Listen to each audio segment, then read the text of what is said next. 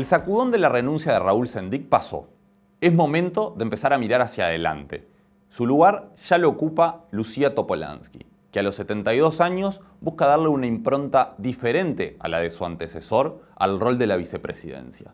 ¿Qué rol jugará en la articulación a la interna del gobierno y con la oposición?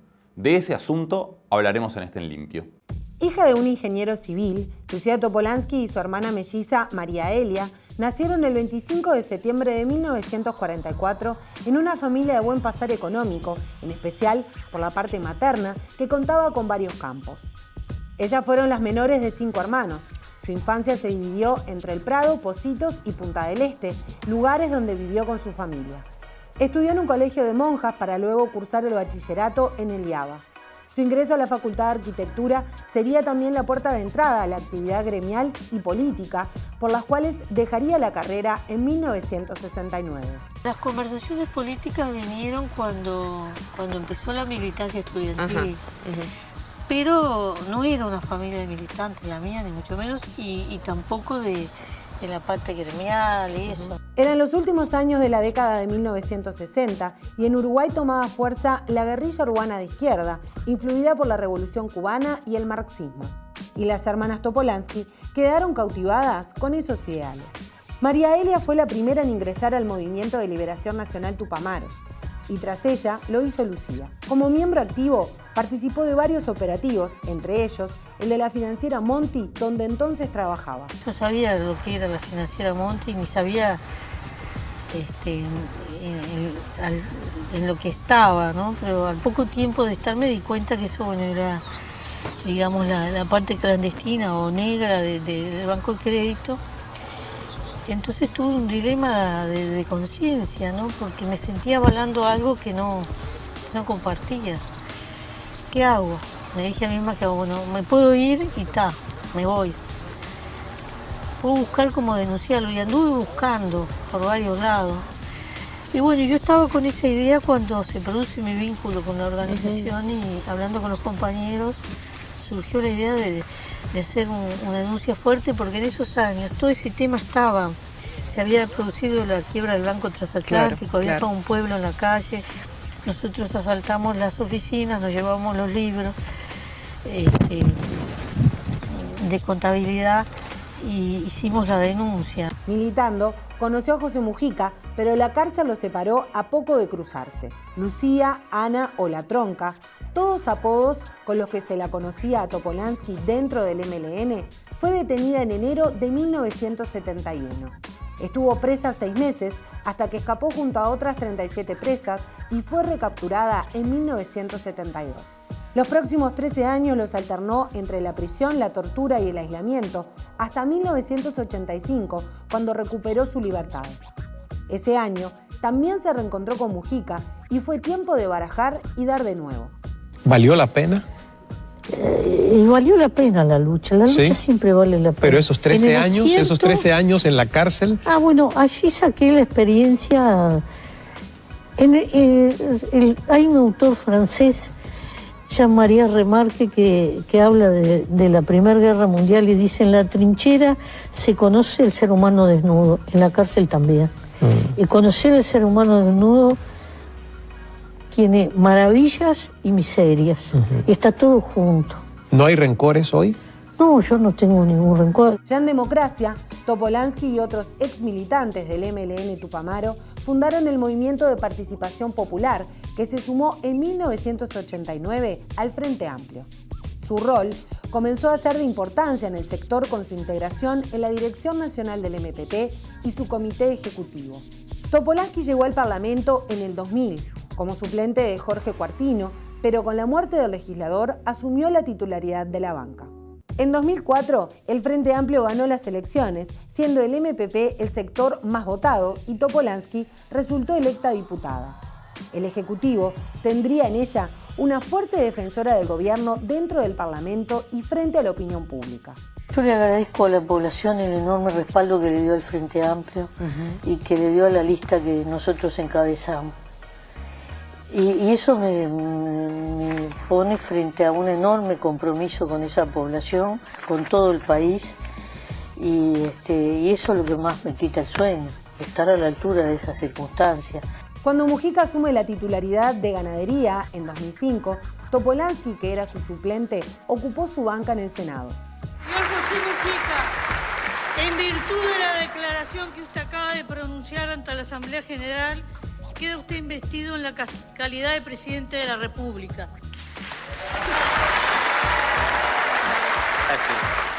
Entre 2010 y 2015 se afianzó en el terreno político, ya no como la ex guerrillera ni como la esposa de José Mujica, sino como la senadora más votada del país.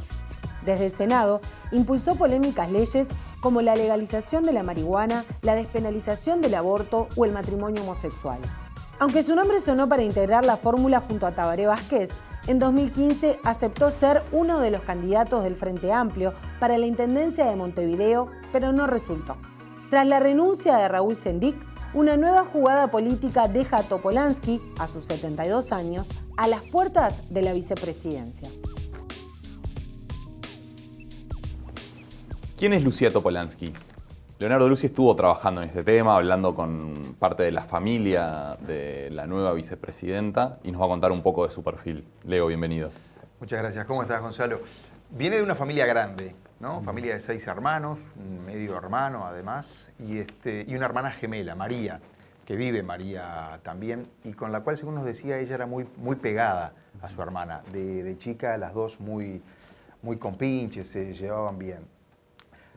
Después, como toda adolescente, empieza a tener sus picos de rebeldía, pero de todas formas, Lucía Topolansky se caracterizaba por ser una muchacha tranquila. Le gustaba leer, era una de las características que tenía, le iba bien en el liceo, por ejemplo, y las dos, ella y su hermana gemela, hacían ballet, por ejemplo, y también sus padres la habían mandado a aprender piano. ¿Cómo construyó su personalidad Lucía Topolansky? Bueno, y ahí en la adolescencia, sobre todo, ahí en la adolescencia donde todo el mundo empieza a formarse, si se quiere, una personalidad firme, de convicciones. Ella iba a un colegio de monjas, al Sacré-Cœur. Por ahí esta anécdota la pinta bastante bien. Los domingos cuando llegaba a su casa, estaba con su familia, protestaba mucho de las discusiones que tenía con las monjas. No por cuestiones políticas a esa edad, adolescente, pero sí por lo reglamentarista, por ejemplo, que eran las que no le gustaban que le pusieran límites, digamos. Y claro, la autoridad como que le ponía un poco de freno a ella. ¿Es una mujer dura? ¿Se puede decir que es una mujer dura? Y es una mujer dura. Fíjate que la conocen como la tronca. Eso tal vez puede explicar un poco parte de su personalidad. Pero también hay que destacar que entre sus características o sus destrezas, y no es un detalle menor, ahí está en parte de la esperanza del Poder Ejecutivo, es una negociadora neta. Y para el Parlamento, con la experiencia que tiene, por ahí va a ser importante para Tabaré Vázquez, para el presidente. Para negociar con los suyos, con el Frente Amplio, pero también con la oposición. Hay algo que tiene que surgir para adentro, claro, y hacia afuera, exactamente. Es algo que Sendic no estaba cumpliendo en el último tiempo. Raúl Sendic había abandonado un poco por sus choques con la oposición e incluso también por sus choques internos con el Frente la posibilidad de tener diálogo, de ir a las reuniones de bancada. Bueno, Lucía Topolansky tiene esa oportunidad. Pero también es una mujer bastante trabajadora, ¿no? Es muy trabajadora. De hecho, en las comisiones parlamentarias, que es donde realmente está el esfuerzo de los legisladores, tanto los del Frente Amplio, pero sobre todo acá importa la opinión de opositores, entre ellos, por ejemplo, el senador colorado Pedro Bordaberry destaca que es una mujer muy trabajadora y también muy surcidora de acuerdos, que es un punto importante. Como tú decías, tiene que surcir para adentro el Frente Amplio que está con heridas después de todo esto que pasó con Sendic, y también mandar mensajes a la oposición, que ahora tiene una interlocutora para hablar con el Poder Ejecutivo. En minutos vamos a discutir un poco sobre cómo Lucía Topolansky puede cambiar el escenario en el Frente y también el escenario del gobierno. Pero vamos a ver qué fue lo que le dijo Lucía Topolansky en una entrevista al Observador realizada por Gonzalo Charquero. Yo creo que tenemos que mirar la parte llena y la parte vacía del vaso, ¿no? En la parte llena, yo saludo que hemos salido de la situación y que hemos salido en unidad. Que hayan heridas o que haya cosas que restañar, sí, siempre pasa en las situaciones difíciles. Pero en un momento había una impresión en el ambiente de que el frente o se partía o no salía, pero el frente es glorioso, es maravilloso. En esta salida jugó un rol clave la propia actitud de Raúl, ¿no?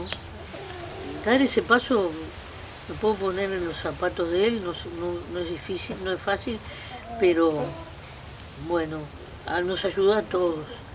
Primero, el país con nuestro gobierno, ¿no? Eso es el primer objetivo. Después, la fuerza política. Y por último, que el compañero y su sector no se sientan heridos, diríamos. Eran las tres cosas que queríamos cuidar.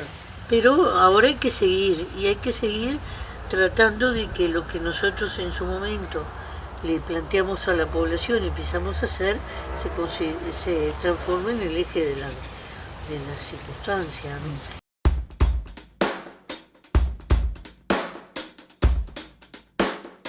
Yo siempre me tocan situaciones difíciles.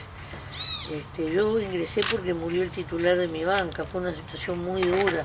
Pues ahora me toca entrar en otra situación dura, a esta responsabilidad. Siempre he trabajado de puertas abiertas. Mi relación es buena con Vázquez.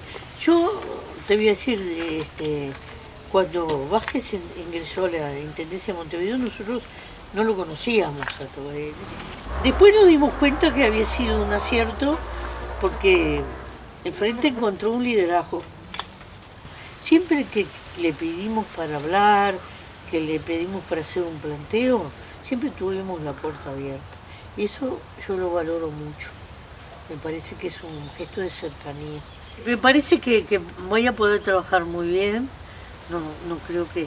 Mi función fundamental en relación al Poder Ejecutivo es el puente, es el ida y vuelta. Yo creo que lo puedo tener lunes a lunes informado del avance legislativo parlamentario, puedo llevarle ideas, porque a veces hablando con el Frente Amplio, pero también con los partidos de la oposición, surgen ideas y uno debe ser puente y debe ser voz, de algún modo, tejiendo caminos. Y yo creo que tenemos que tirar para adelante con todo eso. No creo que vaya a tener ningún cortocircuito. Conozco bien a todos los ministros, a los subsecretarios. Hay algunos que por las comisiones en que yo trabajo tengo más vínculos, pero eso es natural, que así sea. Yo cuando me pongo las pilas, y esto se lo puede ratificar algún ministro, y creo que estoy convencida que hay que sacar un proyecto adelante, prendo el tractor, voy para adelante. Lo más importante en esto es aquello viejo de Artigas de la pública felicidad, ¿verdad? Si quisiera que la gente, y voy a trabajar para eso, perciba el Poder Legislativo como algo que le sirve en su vida cotidiana.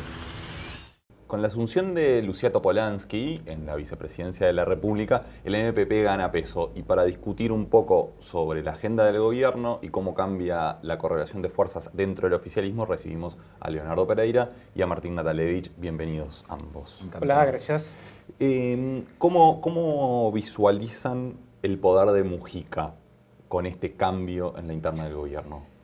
En principio, a nivel parlamentario, a mí me parece que no debería cambiar mucho la cosa, ¿no? Porque el MPP ya tiene mayoría en la Cámara de Diputados, tiene 50 votos, tiene la mitad de la bancada parlamentaria del Frente Amplio. En el Frente Amplio las cosas se deciden por mayoría. Las cosas que pasan en la Cámara de Diputados son las cosas que define el MPP casi siempre. O sea que tener un voto más, un voto menos en el Senado, en lo que es el trámite parlamentario, de impulsar leyes y demás, no debería tener mayor peso, pero hay otras cosas que juegan también, ¿no? Sí, es cierto también que Mujica durante estos 2 años y medio de gestión le hizo todo tipo de señales a Vázquez, como tratando de llamar la atención, pidiéndole para conversar, pidiéndole para dialogar. Ahora esa situación también va a cambiar un poco, porque la esposa de Mujica va a estar sentada al lado de Vázquez. Sí, es una situación que ya habría cambiado en realidad quizás de 2 meses a esta parte cuando se dio todo aquello de la crisis por Venezuela y Mujica tuvo algunas conversaciones telefónicas con Vázquez y le dijo expresamente que lo apoyaba en la determinación que el gobierno tomara, y bueno, y ahí yo creo que hubo algún ida y vuelta, marcando una tónica diferente de lo que venía siendo la relación de Mujica y Vázquez. Sí, pero ahí era muy poco en realidad, porque Vázquez lo necesitaba a Mujica para ese caso. Para el resto de las cosas de gobierno no lo necesitaba y no lo estaba utilizando en el buen sentido, porque Mujica lo ha dicho un montón de veces: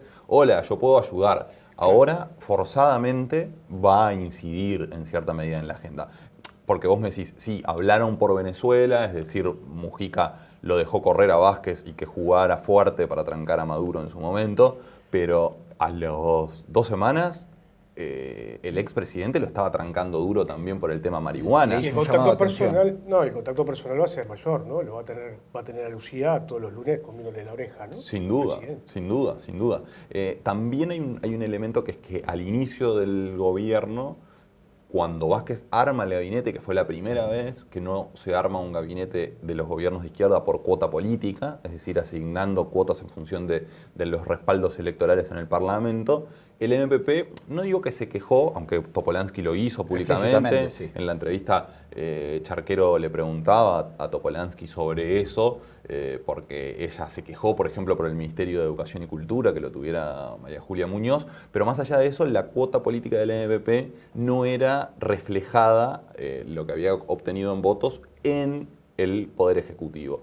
También con la presencia de Topolansky, eso cambia un poquitito a partir de ahora. Sí, ahora no solamente estará el ministro Bonomi y la ministra Neida de León, digamos, en representación del gobierno, pero como parte del MPP, sino que aparece Lucía Topolansky, que no tiene las mismas obligaciones y no tiene el mismo perfil que un ministro, ¿no? Nosotros sabemos que los ministros responden al presidente de una manera y tienen responsabilidades ante él.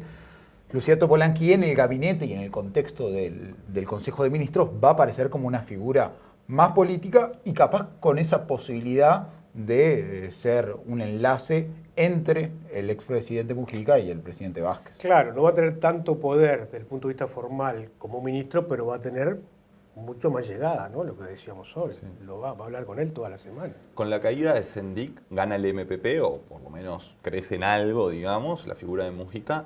¿Desaparece la 711? ¿Cae la 711? ¿Se mantiene vivo el sector de Sendik? ¿Cómo lo ven?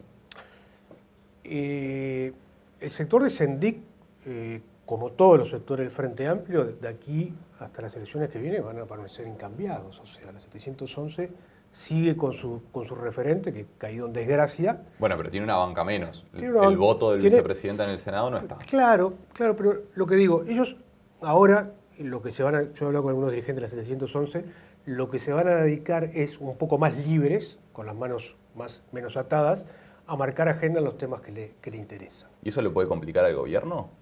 Y bueno, hay que ver cuál es la decisión que toman en proyectos fundamentales, ¿no? Digo, hay unos cuantos proyectos que el presidente quiere que se voten rápidamente y apuesta que Lucía Topolansky, con su experiencia parlamentaria, pueda darle ingreso. Habrá que ver frente a cada proyecto cuál es la decisión que toma la 711, si busca que haya consenso dentro del Frente Amplio o se ponen en un lugar casi opositor. Sí, no, ellos lo que dicen es que nosotros no nos vamos a rebelar, o sea, no vamos a hacer la gran Darío Pérez, es lo que te dicen. No vamos a estar para trancar ni para votar en contra. Ahora, sí lo que vamos a hacer es a poner cosas en agenda que antes no estaban. El tema de la vivienda, por ejemplo, es uno de los temas que apuntan a ponerlo arriba de la mesa. Hablando de agenda, por último punto, pasaron pocas horas de la renuncia de Sendik y parece que el gobierno saliera con una ofensiva mediática de anunciar temas, de poner asuntos arriba de la mesa. El sábado renunció Sendik, el lunes hubo Consejo de Ministros en el que Vázquez hace ese discurso, pero ya el martes el gobierno anuncia un acuerdo con UPM, el miércoles hace una conferencia por el tema marihuana y también hace anuncios, como que la marihuana se va a empezar a vender en lugares por fuera de las farmacias. ¿Esto lo ven ustedes como una necesidad de pasar la página rápido, de dar vuelta a la hoja y empezar a gobernar? Absolutamente. Lo que pasó el sábado, lo que se coronó con el sábado pasado fue una crisis política y desde el lunes el presidente lo dejó bien claro en la interna de su Consejo de Ministros, pero también en la conferencia de prensa a la que asistimos y dijo, aquí no hay una crisis institucional, el gobierno debe seguir trabajando con normalidad y mandó a todos sus ministros a que muestren resultados en las cosas que están trabajando. Y por eso un día después ya había fotos que se los mostraban en la residencia de Suárez y Reyes firmando un acuerdo laboral con UPM que augura la posibilidad de que se avance para la llegada de la instalación de una nueva planta de celulosa. Sí, el gobierno lo que tiene que hacer es pasar el invierno, ¿no? Con estos dos temas y alguno más, llegar a fin de año, el verano, y después de verano se viene el año preelectoral 2018, y ahí olvidate, empieza la campaña, ¿no? Sí. Pero tiene que pasar estos... Y además me quedo con una sensación también mostrando cómo fue el acto de asunción o de renuncia de Sendik, de asunción de Topolansky, que fue 1 minuto. Ah, sí, Se leyó la carta de Sendik y quien presidía en ese momento la Asamblea General, que era Mónica Xavier, dijo: se vota, se votó, cerrada la sesión, listo, pim, a gobernar.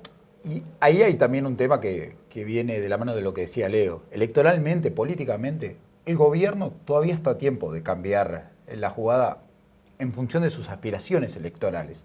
Quedan 2 años y medio para que empiece, o 2 años para que empiece el proceso electoral.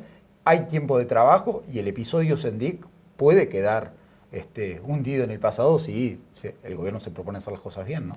Muchas gracias a ambos por estar. Ha sido un gusto acompañarlos. Les recordamos que el informe completo estará disponible en elobservador.com.uy y en elobservadortv.uy. Muchas gracias.